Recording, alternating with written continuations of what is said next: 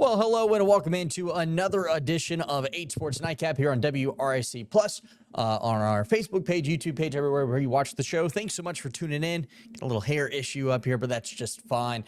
Busy week of sports in general, right? We had National Signing Day. We had the ACC Championship coming up. We had UVA Virginia Tech on Saturday. It feels like that Virginia Tech UVA game was ages ago because we had signing day this week and all the narratives that followed that. We have the Sun Belt Championship on Friday between JMU and Troy. We're going to get into all of that as we kind of have a little bit of a throwback show, if you will. Back when we first started this thing, it was always just me screaming at you about different stats and saying numbers. It's going to be a little similar to that. I'll give you a little commentary of what's going on and try to not get too into the weeds of the numbers and whatnot. But when we get into some of the signing day stuff, there's some pretty interesting storylines that go along. And I thought it was just fine for me to come on here and kind of, break down everything that's going on this week, because football season is quickly coming to a close, right? We have the ACC Championship. We have all the conference championships this upcoming weekend, and that's going to bring some really great football. And then, of course, we have the playoffs on the horizon, and that's where the Virginia Cavaliers are hoping to be. And that's also where the JMU Dukes are hoping to be. We'll get into that in just a moment. But I wanted to start with the ACC Championship this Saturday in Charlotte at Bank of America Stadium at 8 p.m. I will personally be there on the sidelines covering the game. We'll have the highlights following the game, my sideline view of everything that you got to see. And then, of course, on 8 Sports Overtime, I'll have my full recap package of everything that went on, including some post-game reaction from head coach Tony Elliott, who, by the way, today, it being Thursday, was named the ACC Coach of the Year. First coach to do it since 2011. Was that Mike London? Did he win a Coach of the Year? I'm not sure. But he won ACC Coach of the Year for his incredible season. Just the second time that Virginia has ever finished the season with just with 10 wins in their long history. They've had some really good seasons in the past. I mean, UVA has been ranked number one in the country multiple times, but they have only managed to get one 10-win season under George Wells.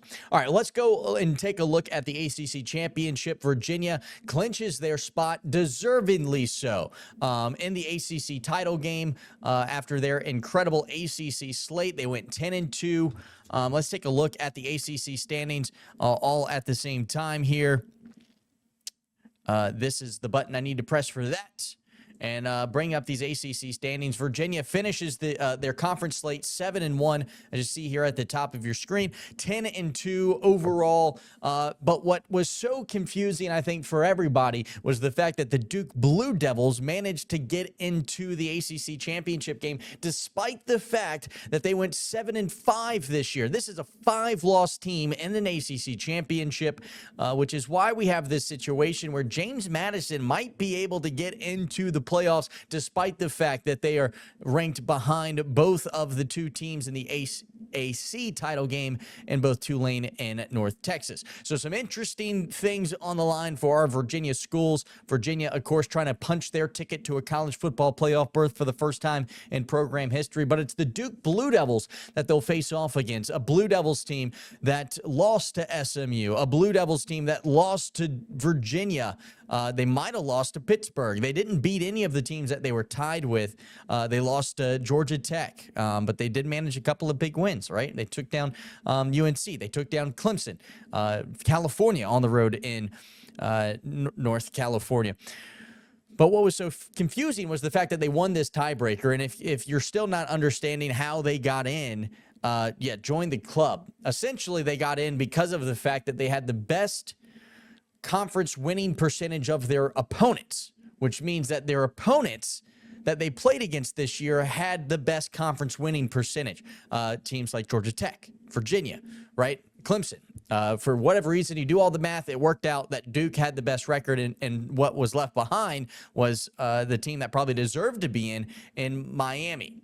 Pittsburgh also got the short end of the stick. SMU, Georgia Tech were the other teams that I think would probably make the college football playoff if they were to beat Virginia on Saturday, but that's not how the cards fell. And I don't think Virginia by any means should apologize for their schedule and their predicament. They went through their schedule. Everyone knew that it was a manageable schedule at the start of the year, and Virginia did what they were supposed to do. They beat the teams they were supposed to win and beat, and here they are at 10-2 overall, 7-1 in conference play. One of those losses was to NC State. We all remember that. That didn't count as a conference loss. And here we are. We have Virginia playing in their second ever ACC Championship game. The last time they were in this matchup was Bryce Perkins, right, when they went down to Charlotte and lost underneath Bronco Mendenhall. That game set for 8 p.m.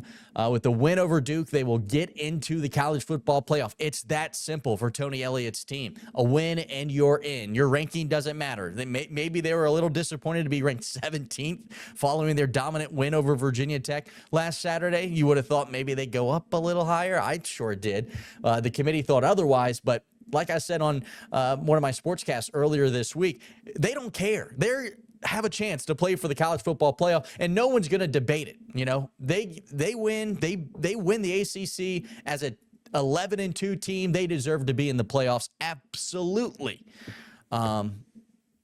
As for Duke, if they beat Virginia, I think we're going to see a situation that is a nightmare for the college football playoff as it currently stands.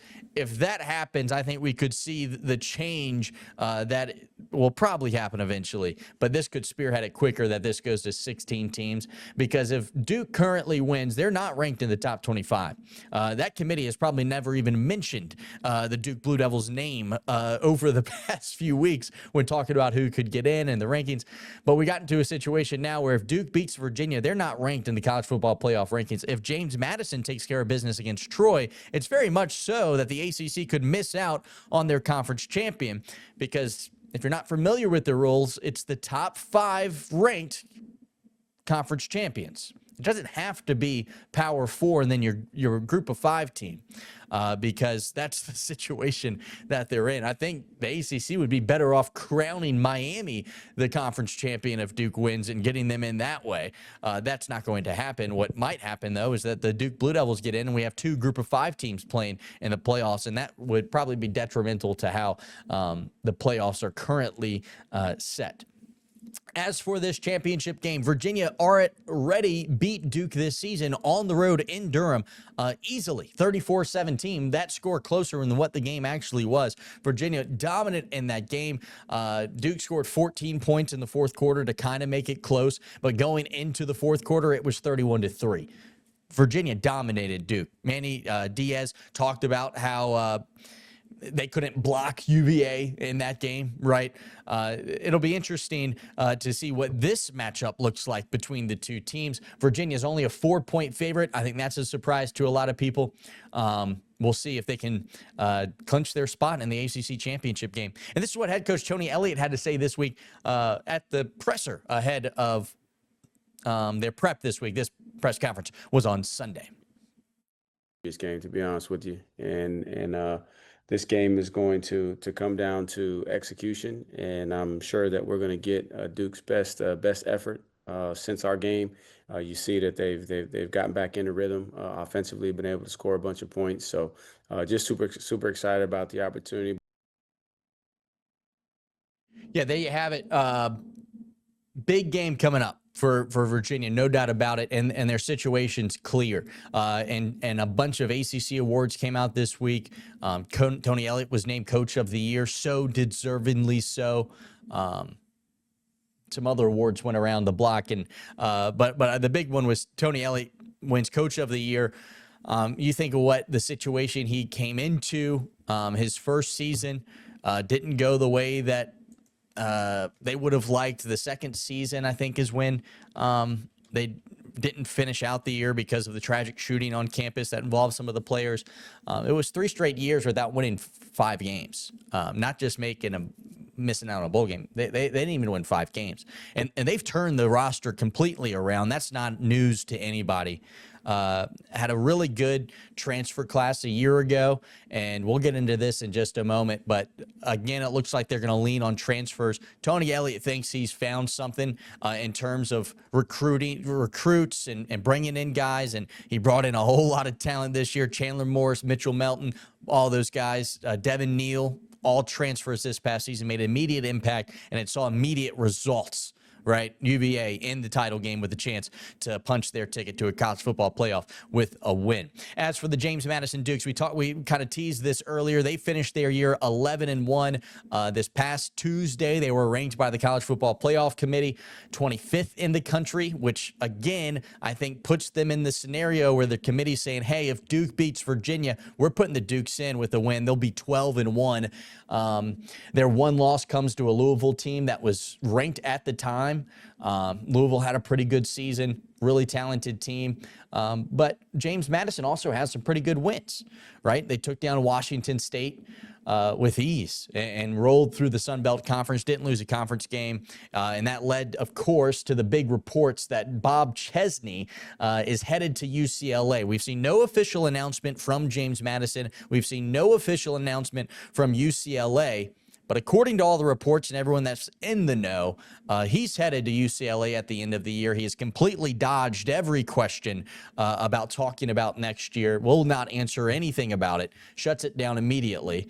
But according to the same people that are reporting this, they're all saying that UCLA has a deal with James Madison, that they're going to let Bob Chesney coach until their national championship dreams are over. So that means he's coaching this Friday in the snow up in Harrisonburg. Snow might be a little south of them. I'm not a meteorologist.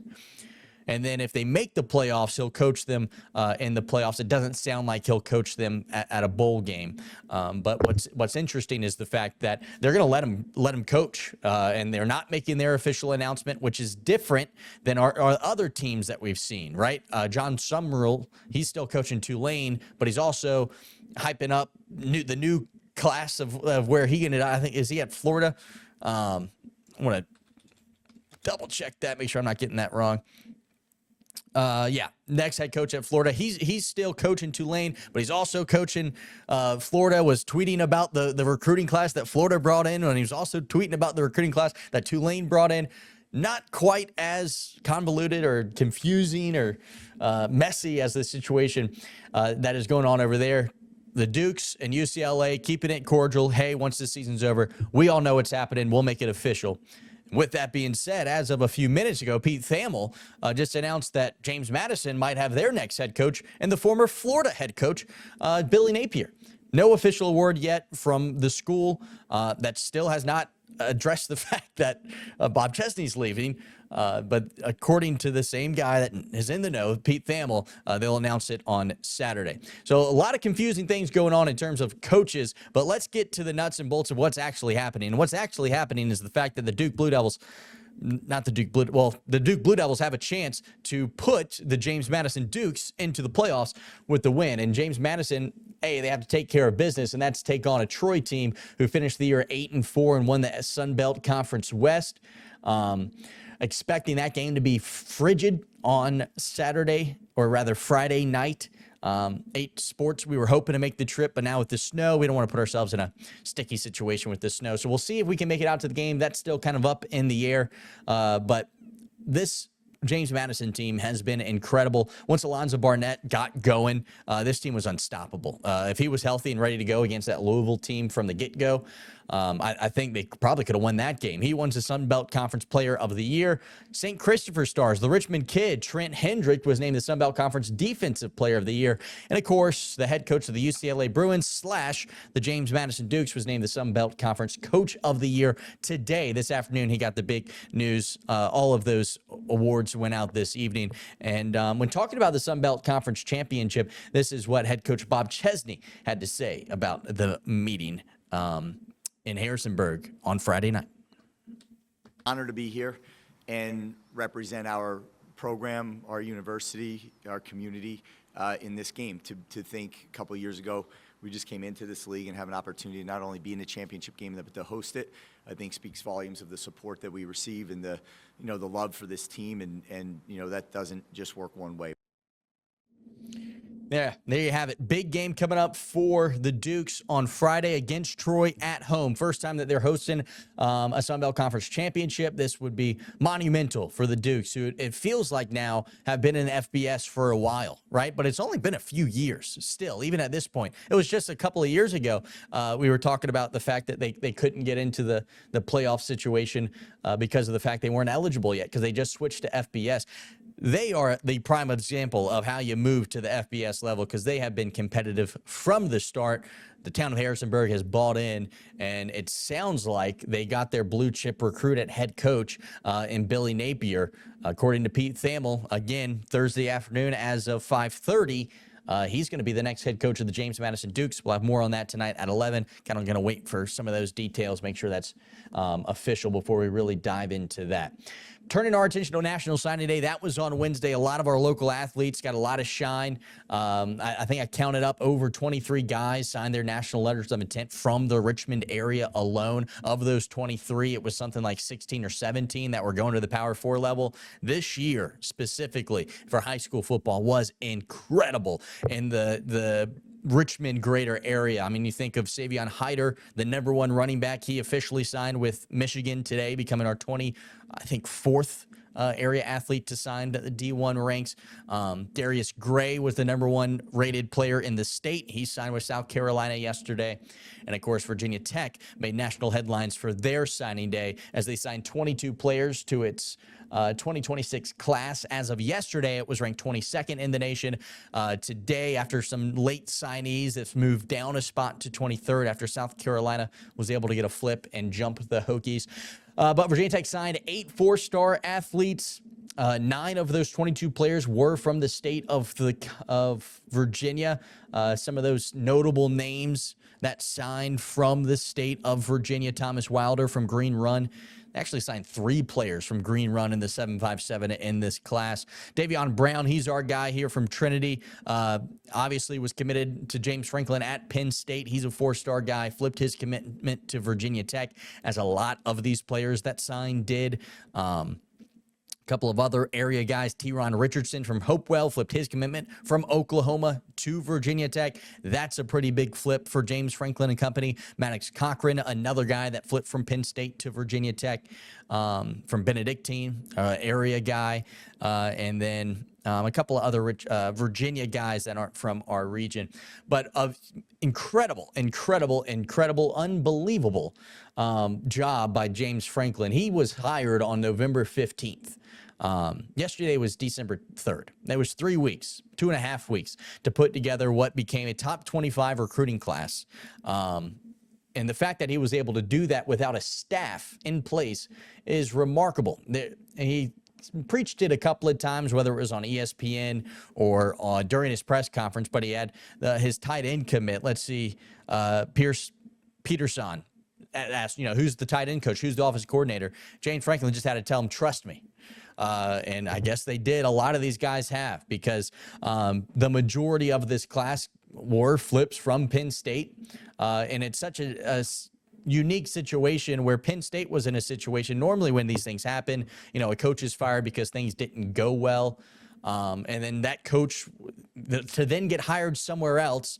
And then the school that he came from doesn't have a coach to retain any of that talent to convince them to stay at Penn State. So it was Franklin versus nobody. He was recruiting against nobody to keep them at Penn State. And so they're able to snag all these recruits. It's a very unique situation that Virginia Tech was in to essentially just take over the Penn State recruiting class. The Nittany Lions only had 2 recruits yesterday. Only 2 stayed loyal, and I think one of them was a surprise commit at the last minute. But an incredible class from Virginia Tech. They started this whole process 124th in the nation, according to Rivals. They moved up 102 spots to finish the day 22nd. Of course, now they're 23rd. Just a remarkable job by James Franklin to put this class together. I mean, absolutely incredible. One of the blue chip recruits was Terry Wiggins, and he immediately becomes a top 20 all-time recruit for Virginia Tech, was rated 94th overall, 120th nationally. According to ESPN, I think the Hokies got 4 top 300 players. All these guys, not all of them are composite 4 stars. You know, some of these guys are 4 stars on some websites, 3 stars on another, but a pretty impressive job, to say the least. Mainly the fact that he was able to do it in such a short amount of time. And he talked about the fact that, you know, this was a recruiting class he's been recruiting for a couple of years. It's not like he got to Blacksburg and then got on the phones and found all these guys and they signed. No, these are the same guys he's been calling for 2 years. So it is a little bit of a different situation. And most when you have new coaches come in last minute and they get a big signing class, like no one else has been able to do this other than, you know, blue chip programs. Like LSU still had a really good recruiting class in place because it's LSU, right? And they were able to get some of their staff to continue to recruit these guys. Where at Penn State, they don't have a guy kind of in charge to kind of keep those recruits. They were kind of committed to James Franklin.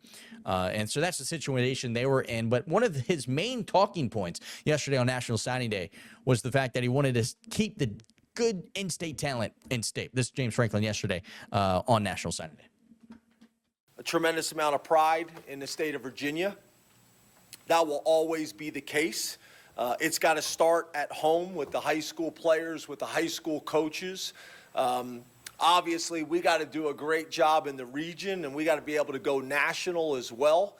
But if you don't take care of your own backyard, it's hard to do any of those other things. Big signing day for the Hokies. Made national headlines. They were getting love from just about everybody, and I think deservingly so.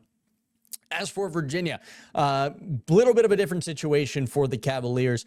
Not the class that, you know, I think Tony Elliott would dream of having, but I don't think it's one to be that worried about. They signed just 14 players to their class, just 1 4-star. 6 were from the state of Virginia. A couple of those guys, some of our best in Varina's Jason Richardson and Damari Carter, who's just been incredible this year for the Blue Devils. But you'll see right there on your screen, the Cavaliers finished their recruiting class ranked last in the ACC, 92nd overall. Here's the site to prove it for you. 92nd overall, their lone 4-star, a linebacker from out of Ohio, couple of Virginia guys. Jaden Coville from 757 was a big commit for them. And Isaiah Harris from Thomas Jefferson, another big wide receiver commit, had a lot of offers from a lot of really good schools. And so you see this, right? You see this big, scary 92nd overall ranking, and it's got to worry you as a fan. Last place in the ACC, 17th with just 14 commits.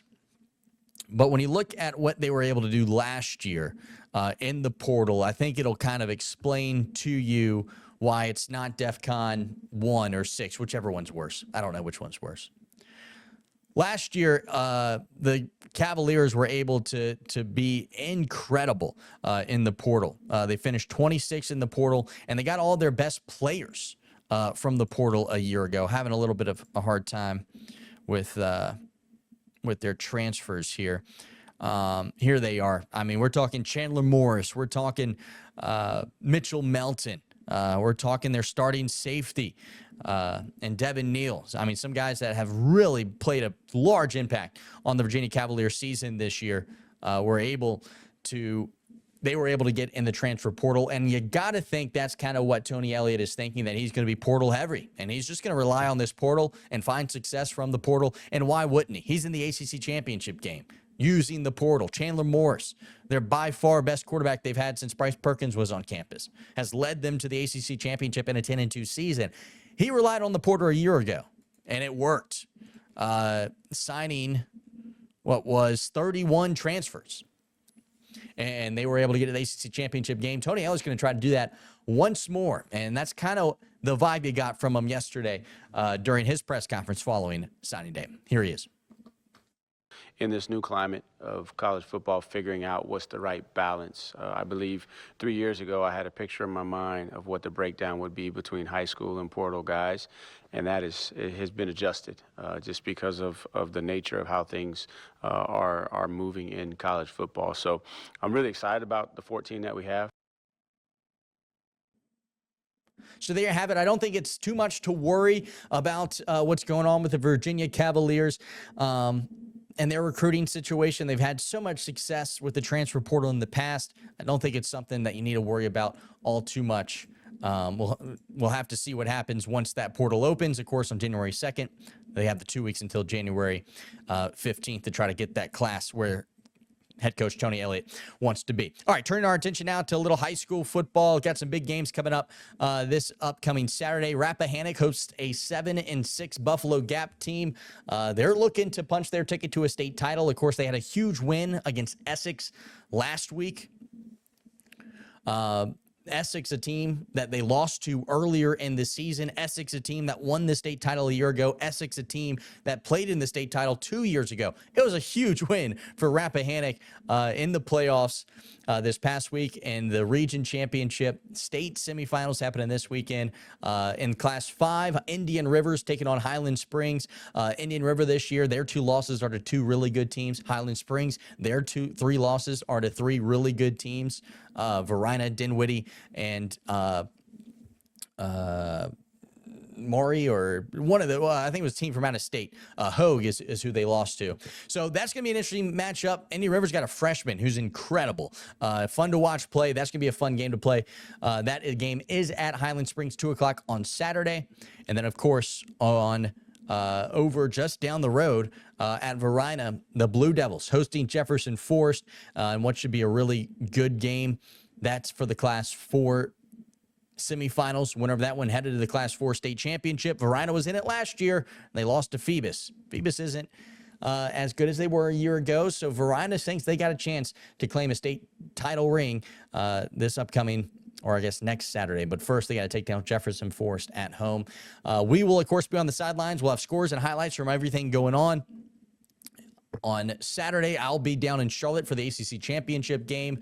We were all over the place for signing day on Wednesday. It's been a fun time of year. Be sure to stay connected with us online on WRIC.com/sports. We bring you all the latest things happening in the Richmond area and across the state, because we got some big stuff coming up. Thanks so much for tuning in to the Nightcap. We'll see you next week with what may be a college football playoff preview show for the Virginia Cavaliers. Or if they lose, it might be a college football playoff show for the James Madison Dukes. Some big games coming up across the state here in Virginia. Be sure to stay connected with us on air and online. Good night, everybody. We'll see you on the Nightcap next week.